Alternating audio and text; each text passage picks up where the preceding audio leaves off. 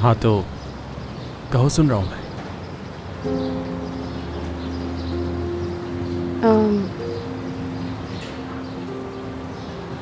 देखो, मैं जब छोटी थी तब से ही चाहती थी कि मेरी भी फैमिली हो, लेकिन मुझे बिल्कुल भी समझ नहीं आता था कि आखिर इतनी तमन्ना क्यों है।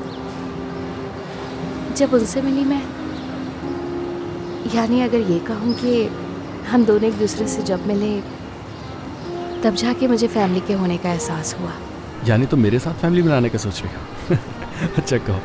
अरे कहती रहो, अच्छा लग रहा है मुझे। रुक जाओ, एक मिनट रुक जाओ, ये बहुत ज़रूरी बात है। सुनो क्या कह रही हूँ मैं। सच में मुझे कुछ भी समझ नहीं आ रहा कि तुमसे क्या कहूँ, कैसे कहूँ, कहाँ से शुरू करूँ।